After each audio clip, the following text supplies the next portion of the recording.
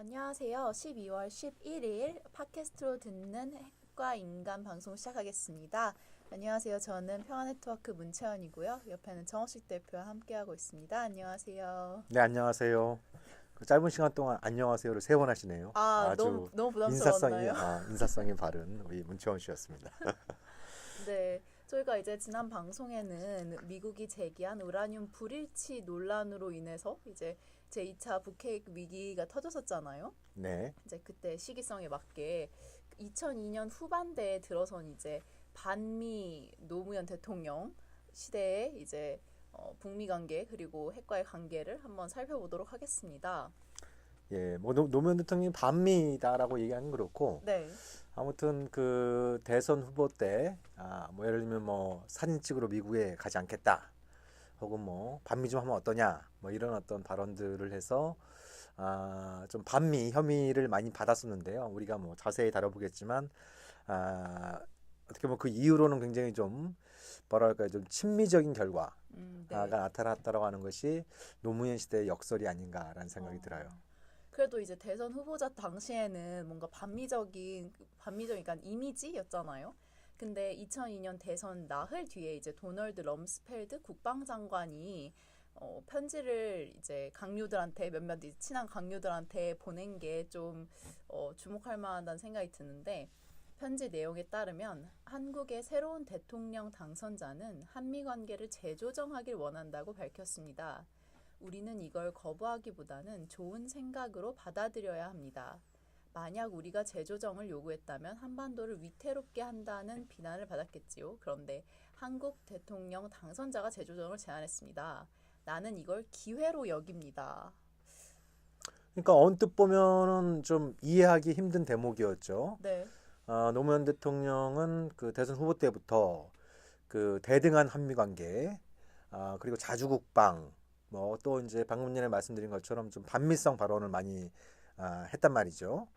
근데 도널드 럼스펠트는 당시 이제 미국의 국방장관이었고 네오콘의 핵심이었죠. 네. 또 일방주의의 화신이었고, 그런 굉장히 좀 이렇게 거칠기로 소문난 럼스펠드가 왜 노무현 대통령의 당선을 기회로 간주했는지, 이 부분이 시사하는 바가 대단히 큰 거죠. 네. 왜 기회로 간주했을까요? 그 럼스펠드가 이제 자기 측근들한테 편지를 보낸 내용이 나중에 이제 이른바 럼스펠드 페이퍼 그래가지고 이 문서가 비밀 해제돼가지고 저희가 이 문서를 입수를 해서 봤거든요. 굉장히 좀 흥미로웠습니다. 네. 굉장히 흥미로웠는데 그때 럼스펠트를 비롯한 네오콘의 관심, 한미동맹 관련된 관심은 크게 두 가지였어요.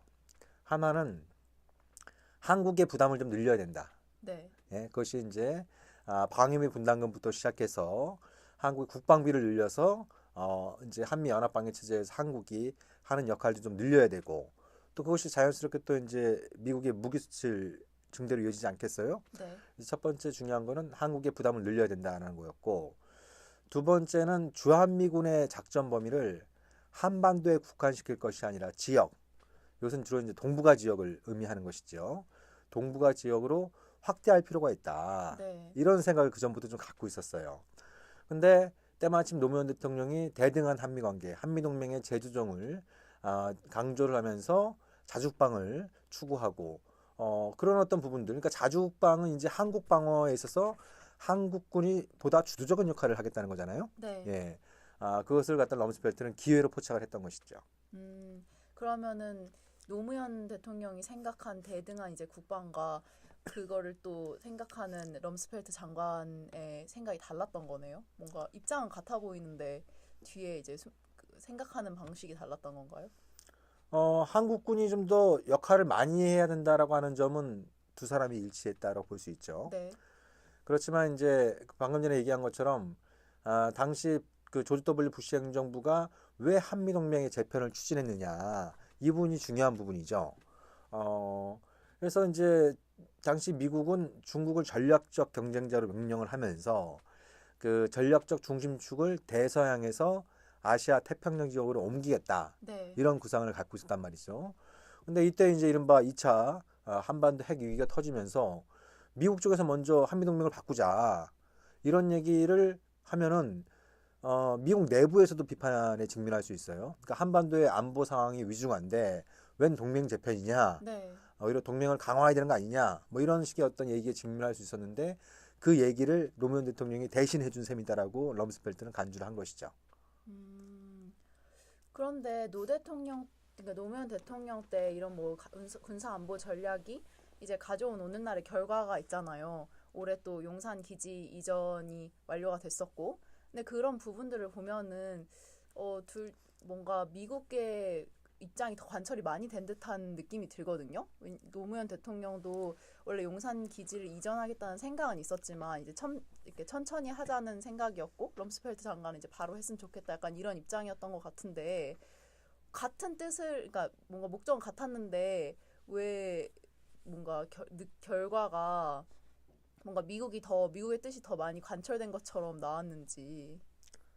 그러니까 그 대목을 잘 보여주는 게 이제 2003년 2월 초에 그때 노무현 대통령 당선자 특사 자격으로 민주당의 이제 정대철 최고위원을 비롯한 몇몇 사람들이 미국을 방문했어요. 네, 근데 방문하는 날 새벽에 서울 그 정대철 고문의 자택에 그때 주한미군 사령관이 찾아옵니다. 새벽에. 네, 그래서 어떻게 보면 상당히 결례를 저지른 거죠. 그쵸. 예, 뭐 이렇게 다급한 사정이 있다고 곧 그 출국할 이제 여당의 중진 의원을 찾아왔는가. 그래서 그때 이제 주한미군 사령관이 정대철 대표한테 얘기한 거는 럼스펠트 국방장관이 한미동맹을 좀 재조정하기를 원하고 있고 특히 용산기지와 이사단 이전을 좀 희망하고 있다. 네, 그러니까 이미 이제 12월 19일 날 노무현 대통령이 당선됐을 때 그 나흘 후에 럼스펠트가 편지를 자기 측근들한테 보냈다고 했잖아요. 그 내용을 전달받은 사람 중에 하나가 주한미군 사령관이었던 거예요. 네, 그러니까 이제 국방장관의 지침을 받아서 한미동맹 재편 관련된 구체적인 좀 안을 짜봐라 라고 하는 그런 이미 지침이 전달된 상태였고 그래서 그 지침을 검토한 끝에 주한미군 사령관이 이제 그 용산기지와 이사단을 먼저 이전하는 것이 필요하다라고 네, 이제 판단을 했던 거죠. 그래서 정대철 대표한테 그 얘기를 전달을 했고 그리고 이제 정대철이 이제 2월 3일 날 럼스펠트를 만났을 때 노무현 대통령 당선자가 한미 동맹의 재균형 네, 좀 더 대등하고 균형적인 관계로 바꾸기를 희망한다 이렇게 얘기를 하니까 럼스펠트가 무릎을 탁 치면서 그거 좋은 생각이다. 나도 마찬가지 생각을 갖고 있었다. 네, 그러면서 꺼낸 얘기가 먼저 그러면 용산기지와 이사단을 이전하는 걸 추진하자. 근데 당시 노무현 정부는 용산기지 이전은 좀 뭐 추진을 하되 예를 들면 이제 북핵 문제 해결 이후 그러니까 한반도의 안보 상황이 큰 진전이 있은 다음으로 생각을 했었고 이사단 이전은 그렇게 생각을 안 했던 네. 문제였거든요. 근데 이제 럼스펠트가 그 얘기를 먼저 꺼낸 거죠. 근데 저는 궁금한 부분이 그러면은 노무현 정부 때 이제 용산 기지가 나중에 이전됐으면 좋겠다라고 생각한 게 아예 뭐 주한미군 철수를 얘기하는 건가요? 아니면은 다른 곳으로 이전하는 것을 얘기하는 건가요? 그러니까 수도 서울 한복판에 네, 외국군의 대규모 기지가 있다라고 하는 것은 단순히 자존심의 문제일 뿐만 아니라 그 자체가 어떤 이제 이 시민들에게 엄청난 불편을 또 끼치는 사안이잖아요. 네, 그래서 그 이전부터 예를 들면 노태우 정부 때도 용산기지 이전 이런 얘기들이 거론이 된 적이 있었어요. 그렇지만 우리가 지난번 방송에서 다뤘던 것처럼 그때 이른바 이제 1차 한반도 핵 위기가 터지면서 그런 것들이 흐지부지 됐던 적이 있었거든요. 그래서 용산기지를 옮겨야 된다라고 하는 생각들은 그 전부터 이제 그 간헐적으로 제기가 되긴 했었는데 중요한 건 그 시점이었던 거죠. 네, 럼스펠트를 비롯한 펜타곤은 가급적 빨리 하기를 희망했던 거고 노무현 정부 쪽에서는 이거는 좀 이제 그 핵위기가 해소되고 한반도 안보 환경이 좀 호전된 다음에 추진하는 것을 상정을 했었는데 근데 이제 펜타곤의 페이스에 말려들게 되는 거죠. 용산기지뿐만 아니라 이사단 이전까지. 네. 근데 그 정도면은 사실 상당히 용산 기지 이전에 대해서 미국의 입장이 많이 관철됐다고 볼 수 있는 것 같은데 네. 그 기지 이전 비용은 한국이 대다수를 이제 부담했다고 하더라고요. 그 당시에 그러니까 이제 정부의 공식적인 발표는 그런 거였어요. 용산기지 이전은 우리 측에서 먼저 요구를 했으니까 이전 비용을 대고 네. 이사단 이전 비용은 미국 측에서 요구를 했으니까 미국 측이 부담하는 그래서 한 5대5 정도로 당시 그걸 이제 평택의 캠프 험프리한 기지를 대규모로 확장해서 글로 다 이사를 가는 거거든요. 용산기지하고 이제 이사단이 다 글로 이사를 가는 거였는데 그때 추정된 비용이 한 10조 원 정도 됐어요. 그래서 한 5조 원 정도씩 나눠서 부담하기로 했다. 이렇게 네. 이제 정부에서 발표를 했는데 그때 이미 이제 저는 저건 아닌 것 같다라는 느낌이 들었었죠. 그래서 그때 외교부 고위 관료도 만나서 확인을 해보고 국방부 고위 관료도 만나서 확인을 해봤는데 그러니까 처음엔 다 미국 측이 부담한 게 맞다 이렇게 얘기를 하는데 이제 제가 그렇게 의혹을 제기를 했죠. 미국이 부담하기로 한 거는 결국 우리가 준 방위비 분담금으로 충당되는 거 아니냐 네. 이렇게 이제 의혹을 제기를 하니까 처음에는 부인을 했다가 나중에는 이제 그럴 가능성을 인정을 했죠. 그게 이미 2003년도에 그런 일이 있었습니다. 아이고. 예, 그래서 그때 그 정부 쪽 사람들하고 상당히 제가 좀 많이 좀 그 대립을 했었죠. 근데 어떻게 국민들한테 이런 식으로 설명을 하느냐. 네. 예, 그러니까 그 가능성들은 충분히 인지를 하고 있었음에도 불구하고 대통령이 그 내용을 정확히 받았는지조차도 좀 의심스러울 정도로 그때 대통령은 철석같이 그렇게 노무현 대통령이 믿고 있었지만 결과적으로 보면 한 11조 원 정도 들어갔는데 우리나라가 한 거의 92%, 93% 정도 부담을 하게 된 거죠. 근데 진짜 미국 측에서는 상당히 호재라고 생각할 수 있었다는 걸 느끼는 게 한미 동맹 재편과 관련해서 미국 측 대표를 맡은 롤리스가 2006년에 이제 미국 의회 청문회에서 용산 기지와 이사단 이전은 정치적으로 쉽지 않은 문제였고 대단히 야심에 찬 계획이었음에도 불구하고 대단히 빠른 시일 내에 합의에 도달할 수 있었다고 강조했다고 하는데요. 정치적으로 쉽지 않은 문제였다는 게 어떤 의미인가요? 그러니까 용산 기지와 이사단 이전은 보수하고 진보 양쪽으로부터 좀 비난을 받았던 문제예요. 네. 이제 보수 쪽에서 초기의 반응은 노무현의 반미 노선 때문에 주한미군이 대폭적으로 줄어들고 철수하는 거 아니냐. 그러니까 그 기지 재배치를 철수의 전주곡으로 해석을 하면서 그걸 정치 공세로 삼았었죠. 특히 이제 용산기지와 이사단, 특히 이사단은 이른바 인계철선의 핵심이거든요. 네. 그러니까 한미 상호 방위 조약에는 자동 개입 조항이 없어요. 헌법적 절차에 따라서 결정하게 돼 있거든요. 네.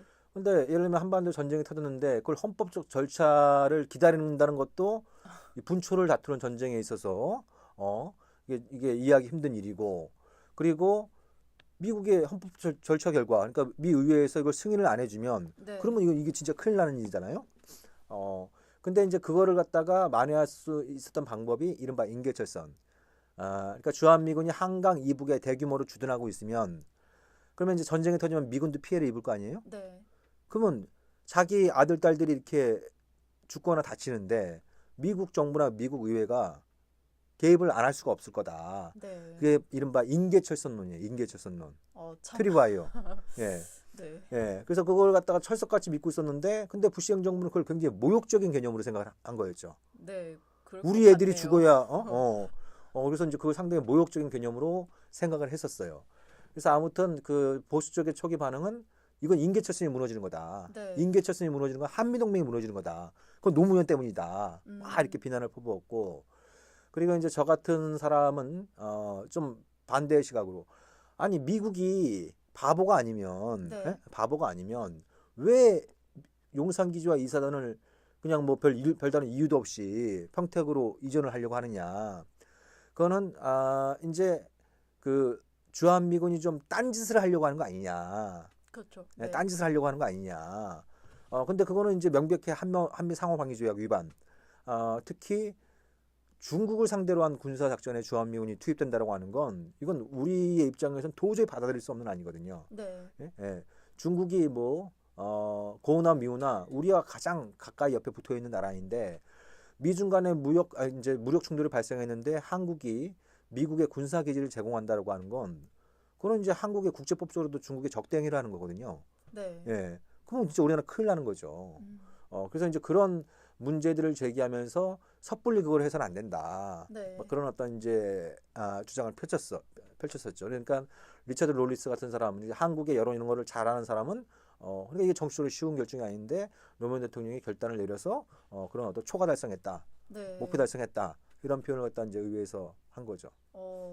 근데 한국 여론은 그때 당시에 상당히 노무현 대통령이나 노무현 정부를 이제 비판을 했었잖아요. 한미 동맹이 점점 멀어지게 된다. 이제 노무현 대통령의 반미 때문에. 근데 현실은 의회에서 이렇게 한미 동맹에 대한 우호적인 발언이 나오고, 근데 이제 또 내부에서는 진보 보수 할 거 없이 이제 양쪽에서 약간 맞고 이런 모습을 보면서 좀 안타까운 생각이 들긴 하는데, 이렇게 내부적으로 부정적 여론의 문매를 맞으면서도 이런 것들을 진행을 했다는 거는 뭔가 좀 긍정적인 성과가 있을 것 같으니까 진행을 하지 않았을까요? 그러니까 이제 노무현 대통령의 그 마음속 머릿속에는 그런 게 있었죠. 아니 좀 우리가 북한하고 좀 대등한 협상을 하려면 전시작전권도 좀 찾아오고, 그러니까 작전권은 미국에 맡긴 상태에서 한국군은 좀 절름발이 상태이고, 그러면 미국한테도 무시당하고 북한한테도 무시당하는 네. 예? 이런 어떤 상황에 처하게 되니까 조속히 자주국방 능력을 구비해서 전작권을 찾아오자. 그러면 좀 미국에도 좀 당당해질 수 있고 북한에도 이제 제대로 된 협상을 할 수 있고, 이렇게 이제 좀 한국 안보를 주도할 수 있는 그런 어떤 역량을 확보하는 길이다라고 믿었던 거예요. 믿었다는 예, 거는 그렇게 생각했던 거예요. 네. 이제 노무현 대통령이나 그 이제 핵심적인 참모들은.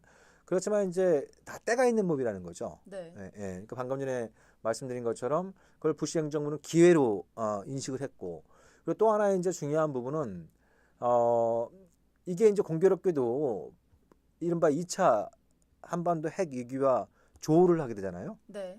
시기적으로 거의 일치합니다. 한미동맹 노무현 정부 시기 때 2차 핵 위기와 한미동맹 재편이 거의 시기적으로 일치를 하게 되는데, 그러니까 이제 노무현 정부 입장에서는 그걸 이제 기회비용으로 얘기를 하면서 미국의 요구를 수용함으로써 미국의 단독 대북 군사 행동을 좀 예방을 하고, 네. 더 나아가서 미국의 대북 정책을 좀 견인해내는 일종의 지렛대로 삼을 수 있다.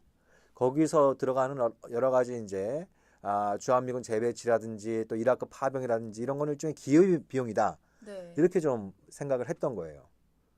그 어쩔 수 없이 희생을 했었어야 했다. 그거는 더 큰 뭐 어쩔 수 위해서. 있다 없다 이런 걸 떠나서 네. 그런 인식을 갖고 있었던 것이고, 근데 이렇게 이제 한미동맹 이슈와 그 미국의 대북 정책을 연계시키면, 그러면 이제 이게 안 그래도 좀 한미 관계가 불균형인데 더더욱 더 우리가 좀 수세에 몰리게 되는 거죠. 왜냐하면 미국의 입장에선 그 한국의 이렇게 동맹 이슈와 미국의 대북 정책을 연결시키면, 북핵 네. 문제와 연계를 시키면 미국의 입장에서는 뭐예요? 북핵 문제 해결을 뭐 이렇게 서두르지 않거나 네. 뭔가 이렇게 그 대북 정책 관련해서 강경책을 고수하면 오히려 동맹 관련된 이슈에 있어서 미국의 입장을 관철하는데 더 유리해지는 거예요. 네. 그러면은 노무현 정부 때 이제 이라크 전쟁에서 파병을 하기도 했잖아요. 네. 그런 것도 이제 북핵 문제를 이제 잘 해결하고자 하는 정부의 이제 뜻으로 파병을 하게 된 건가요? 그런 취지가 강했죠. 그러니까 그 한편으로는 이제 공미형 친미주의가 발동한 겁니다. 네. 공미형. 그러니까 미국이 두려운 거예요. 그러니까 미국의 요구가 부당하고 그 지나치다는 걸 알고 있지만 네. 그 요구를 거부할 경우에 왠지 미국한테 해코지 당할 것 같은 느낌. 네? 이런 느낌이 강했었던 거예요. 특히 이제 노무현 정부가 당시에 부시 행정부의 그 대북 선제 공격 이런 가능성에 대해서 상당히 그 경계심을 갖고 있었거든요. 네. 그러니까 정부의 입장에서는 미국의 요구를 수용함으로써 우리의 좀 발언권을 좀 높일 수 있지 않을까라는 네. 생각을 가졌던 건데, 근데 이제 그게 그런 어떤 부분들이 전혀 이해하지 못할 바는 아니에요. 그러니까 그런 겁니다. 뭐 비유가 어떨지 모르겠지만 노무현 대통령 눈에 비친 한반도의 운명은 물가에 있는 어린아이를 바라보는 부모의 심정하고 마찬가지였을 거예요. 그러니까 다른 부모의 눈에는 어린아이가 이렇게 위험해 보이지 않는데, 네. 근데 그 아이의 부모의 눈에는 그 물가에 있는 아이가 상당히 위태로워 보일 수 있는 거예요. 네. 예? 예. 그러니까 그런 어떤 물가에 나와 있는 그 어린 아이를 바라보는 심정으로 노무현 대통령이 그런 안보 위기 상황에 좀 직면해 있었고 그러다 보니까 이제 본인의 마음과는 달리 뭐 때로는 좀 민망할 정도로 좀 이렇게 미국에 이게 좀 이렇게 극단적으로 친미 발언도 하고 예를 들면 뭐 노무현 대통령이 2003년 5월달에 난생 처음으로 미국을 방문했었는데 그때 이제 한 연설에서 그런 얘기도 했었죠. 53년 전에 미국이 도와주지 않았다면 나는 지금쯤 정치범수용소에 가 있을 거다. 엄청나게 대선 후보자 때와 입장이 그러니까요. 예, 달라졌는데요. 예, 예. 그러니까 그런 발언 속에는 어떻게든지 그 부시 행정부에 좀 그 마음을 달래고 또 이제 환심을 사서 그런 부시가 좀 극단적으로 행동하는 걸 좀 막아보겠다. 네. 예. 그래서 이제 돌아와서 노무현 대통령이 한 대학 강연을 하면서 그런 얘기도 했었죠. 한신이 이 불황아들의 가랭이 사이를 왜 기었겠냐. 그러고 싶어서 그랬겠냐. 예. 그러니까 본인도 내키지 않았지만 우리의 이익을 위해서, 우리의 안전을 위해서 불가피하게 발언을 했다는 취지로 얘기를 했어요. 근데 이게 또 나중에 미국에서 문제가 된 겁니다. 그럴 것 같네요. 예, 이 예. 발언 자체가 좀 약간 더러워서 뭐 해준다 약간 이런 느낌을 좀 주긴 하는데 참.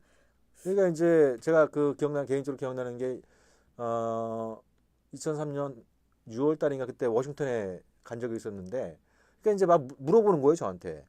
노무현 대통령의 도대체 본심이 뭐냐? 진심이 뭐냐? 네.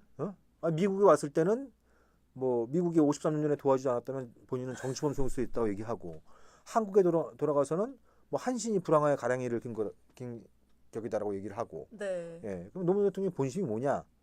그래서 이제 제가 그때 했던 얘기는 그게 대한민국 대통령의 내키지 않지만 대한민국의 대통령이 어떻게 보면 이제 이게 불가피한 네. 운명과도 같은 일이다. 지금 상황 자체가 그때 미국의 위세는 어마어마했거든요. 그쵸. 그때 뭐 이라크 전쟁에서 예. 뭐. 그때 제가 기억나는 것 중에 하나는 그러니까 2003년 5월 1일 날 그러니까 2003년 3월 20일 날 그러니까 이라크 전쟁을 시작해 가지고 불과 한 2주여 만에 바그다드를 함락하고 네. 그리고 이제 후세인 동상을 밧줄을 걸어서 쓰러뜨리고 그리고 나서 5월 1일 날 그때 조지 W 부시 대통령이 항공모함에 전투기를 타고 딱 내려가지고 전 세계를 향해 연설을 하는 거예요. 막 이제 주요 전쟁은 끝났다. 네. 이라크 전쟁은 사실상 끝났다. 우리가 승리했다. 다른 악의 국가들은 각오해라. 네. 예? 두렵네요. 네. 예. 뭐 이런 식의 어떤 연설을 하고 있을 정도니까 그 위세라고 하는 건 어마어마했거든요. 네. 어마어마했던 겁니다.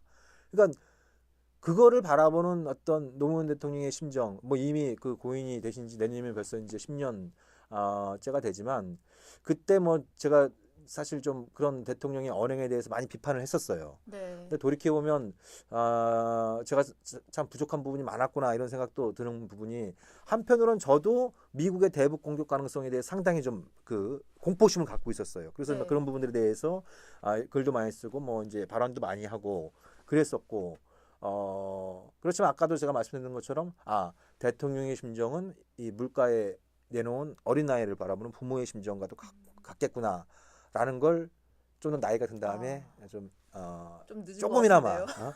조금이나마 좀 이해를 하게 된 부분이 있었죠. 근데 그때 그 정부의 심정을 좀 이해하겠는 게 2003년 이제 10월 한미 정상회담에서 부시가 북한의 안전을 서면으로 보장할 수 있다라는 발언을 했었잖아요. 이게 이제 정부 인사에 따르면은 이라크의 추가 파병을 결정한 뒤에 우리가 이런 확언을 받아낼 수 있었다. 이런 걸 보면은 상당히 그렇게 선제 공격에 대해서 두려움을 느끼고 있었고 또 이라크 추가 파병이나 아니면 미국에 이렇게 호의적으로 대하는 게 뭔가 좀 국가 안보에 도움이 될 거라는 그런 생각이 짙게 깔려 있는 그런 행동들이었던 것 같아요. 그렇죠. 그렇지만 이제 또 냉정해져야 될 부분들은 또 냉정하게 바라봐야 됩니다. 네. 그러니까 무슨 말씀이냐면 당시 이제 그런 부분들 정부가 처한 상황들에 대해서 이해할 수 있는 측면들도 분명히 존재하지만 그렇지만 그게 지나친 어떤 미국에 대한 공포심 그리고 그런 어떤 미국을 상대하는 방법으로 미국에 지나치게 좀 선물을 안겨주는 방식, 이런 방식이 옳고 그름의 문제를 떠나서 효과가 있었던 거냐, 이런 네. 것도 사실 좀 따져봐야 될 문제들이 많이 있죠. 예, 네. 많이 있고. 그러니까 특히 이제 그 당시에는 아, 미국의 동맹국들이 상당히 이라크 전쟁 자체를 반대하고 그랬거든요. 네. 예, 미국과 바로 국경을 접하고 있었던 멕시코, 캐나다, 이런 나라들은 파병 고사하고 전쟁 자체를 반대한 나라들이에요. 예. 네. 또 유럽에 있는 많은 동맹국들도 그랬고, 그러니까 우리가 처한 상황은 특수하다, 뭐 이렇게 이런 점들을 강조를 하지만 저마다 다 특수한 환경들이 있는 거거든요. 뭐 저 멕시코 이런 나라 말할 필요가 없는 거죠. 거의 경제를 전적으로 미국에 의존하고 있다고 해도 과언이 아닌 그런 나라. 캐나다도 좀 정도의 차이는 있지만 그런 나라들은 전쟁 자체를 반대했던 그런 경우들도 많이 있었는데, 그러니까 이제 좀 그런 부분들이 좀 씁쓸하게 느껴지는 부분도 있고, 그리고 결과적으로 본다면 나중에 부시의 대북 정책이 바뀌거든요. 네. 그걸 이제 당시 정부의 인사들은 파병 효과, 또 이제 한미 동맹과 관련해서 좀 안 입고 싶더라도 미국의 요구를 많이 수용해 준 결과, 이런 부분들로 이제 강조를 하지만 그런 부분들은 제가 보기엔 지나치게 좀 이렇게 합리화하는 성격이 강하고, 결론적으로 보면 당시 부시의 대북 정책이 바뀔 수 있었던 결정적인 계기는 한국의 파병 효과가 아니라 네. 끝났다던 이라크 전쟁이 그때부터 본격화됐던 거예요. 예, 예, 음. 이라크 저항 세력들의 반격이 본격화되는 네. 그런 상황에서 미국 사상자 수가 속출하게 되고, 이거 도저히 이제 미국이 이 전쟁에서 이길 수 없다라고 하는 것이 확인되면서 아까 소개했던 럼스펠트를 비롯한 네오콘들이 다 줄줄이 쫓겨나게 되거든요. 네. 예, 쫓겨나면서 이제 협상파들이 콘돌리자 라이스, 크리스토퍼 힐, 이런 이제 협상파들이 득세를 하면서 부시의 대북 정책이 바뀌었던 겁니다. 음. 그러니까 이게 돌이켜 보면은 이 2000년대 중반 안에 이 극단적인 위기를 피할 수 있었던, 그거를 예방할 수 있었던 1등 공신을 뽑자면 이라크 저항 세력인 거예요. 음.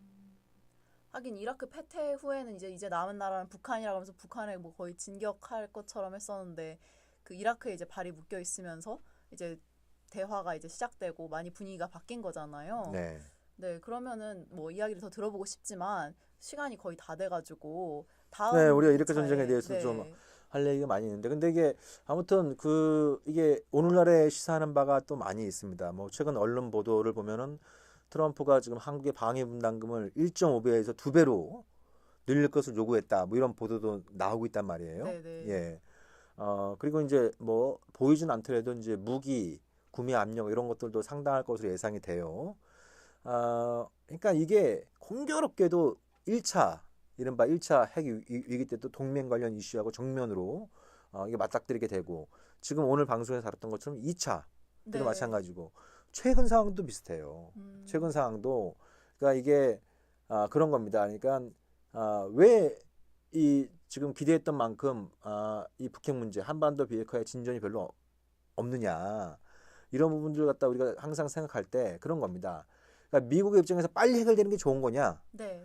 그렇게 좋다고 생각하는 사람도 있지만 그거를 지렛대로 삼아서 지지부진한 상황, 혹은 상황이 악화되는 걸 지렛대로 삼아서 자신들의 요구를 관철하는데 아주 효과적인 방식이 되는 거거든요. 네. 예, 예를 들면 올해 북미 정상회담 이후로 정말 북미 관계, 또 평화시대 구축, 또 비핵화, 이게 상당 부분 진전이 있다고 한다면 방위비 분담금이든 뭐 무기 판매든 동맹 관련된 이슈 관련해서 미국의 발언권이 이 정도로 강해질 수 없어요.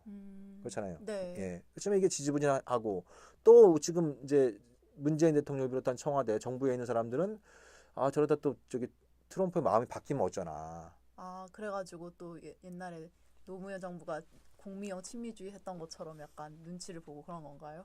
그런 부분이 분명히 존재하죠. 네. 우리 입장에서는 좀 불쾌하고 안타까운 상황이지만 그런 부분들이 존재하는데, 그런 부분들은 이제 정부가 그래도 최선을 다해야 하는 건 기본이고, 네. 그리고 그건 정부만의 몫은 아닙니다. 예를 들면 방위 분담금 협상이 한미 간에 타결이 됐는데 이게 황당한 결과가 나왔다. 사실 지금 미국은 지금 주는 돈도 다 못 쓰고 있거든요. 그쵸, 예. 지금 근데 은행에다. 올려달라는 거예요. 택도 없이 그냥 뭐 1.5배나 2배로 올려달라고 그러니까 황당한 요구를 하고 있단 말이에요. 근데 이것이 이제 효력을 발휘하려면 국회에서 또 비준 동의를 밟아야 되거든요. 네. 그럼 국회, 국민의 대의기구라고 하는 대기업 맞는지 모르겠지만 아무튼 국회에서 이걸 또 걸러내야 하는 거죠. 그쵸. 예, 그래서 그렇게 한국이 호락호락한 나라가 아니다. 그건 최일선에서 정부가 해야 될 역할이지만 정부의 힘만으로는 안 되기 때문에 여론이 중요한 거고 그 여론을 잘 반영하는 국회의 역할이 또 중요한 겁니다. 네. 예. 이제 딱 정부, 국회 그리고 국민 삼박자가 맞아야지 또 뭐가 잘 이루어질 수 있겠네요. 네, 네. 그렇죠. 아무튼 예, 노무현 정부 때 여러 가지 성과도 많이 있었고 아쉬운 부분들도 많이 있었지만 돌이켜 보면 제일 좀 논란의 여지가 여전히 많지만 아쉬웠던 부분 중에 하나는 이 동맹 관련된 이슈를 정부에서 이렇게 잘 관리를 잘 못하지 않았나. 네. 예, 그러니까 자주국방 저는 뭐 개인적으로 자주국방이란 표현부터 시작해서 그것이 우리가 추구해야 될 반야에 대해서는 좀 퀘스천 마크를 갖고 있지만 그 취지를 부분적으로 이해를 하더라도 그 타이밍에 그 상황에서 굳이 그거를 갖다 이렇게 꺼내들어서 이 네오콘들한테 좀 역이용 당하게 되는 그 부분이 제일 좀 아쉬웠던 것 같아요. 아, 네. 타이밍의 중요성에 대해서 잘 들었습니다. 예. 네, 그럼 저희는 이번 주 방송 이것으로 마치도록 하겠고요. 다음 주에 다시 돌아오겠습니다. 네, 감사합니다. 수고하셨습니다.